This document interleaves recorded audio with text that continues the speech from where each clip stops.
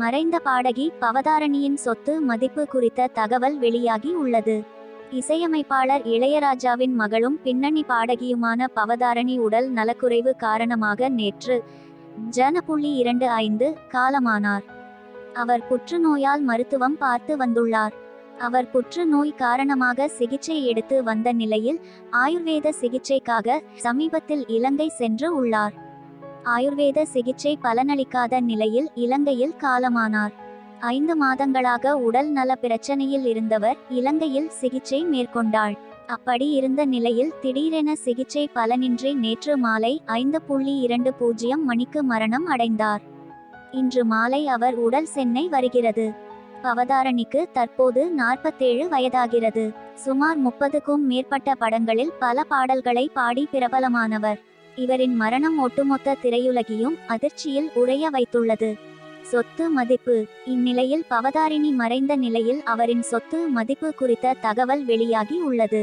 30க்கும் மேற்பட்ட படங்களில் பின்னணி பாடகியாக பல பாடல்களை பாடி இருக்கிறார். பாரதி படத்தில் இவர் பாடிய பாடலுக்கு தேசிய விருதும் கிடைத்தது. தற்போது பவதாரிணியின் சொத்து மதிப்பு 300 முதல் 350 கோடி ரூபாய் வரை சொத்துக்கள் இருக்கலாம் என கூறப்படுகிறது. சிறு வயதிலேயே பின்னணி பாடகியாக மாறிய பவதாரிணி பாடல் பாடுவது மட்டுமில்லாமல் சுமார் 10க்கும் மேற்பட்ட படங்களுக்கு இசையமைத்து இருக்கிறார். திருமண வாழ்க்கை. பவதாரிணி கடந்த 2005ஆம் ஆண்டு சபரி ராஜன் என்பவரை திருமணம் செய்து கொண்டார். சபரி ராஜன் ஹோட்டல் பிசினஸ் செய்து வருகிறார். இவர்களுக்கு குழந்தை இல்லை. இவர் தனது சொத்துக்களை மனைவி பவதாரிணி மீது தான் வாங்கி உள்ளார்.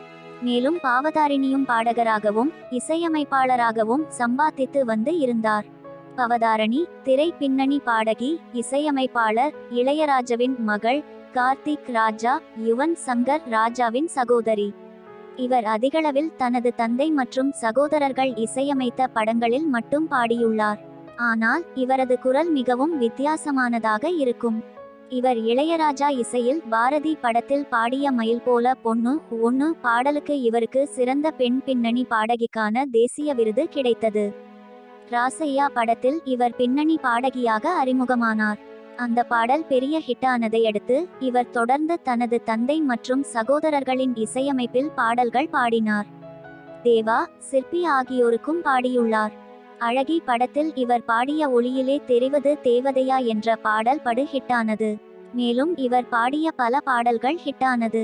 அதில் குறிப்பிடும்படியானவை உல்லாசம் படத்தில் முத்தே முத்தம்மா, தனுஷ் நடித்த படத்தில் இவர் பாடிய அண்மையில் ஹிட்டான பாடல் ஆத்தாடி ஆத்தாடி செம்பருத்தி பூக்காரி ஆசைப்பட்டு காத்திருக்காட்டா என்பதாகும்.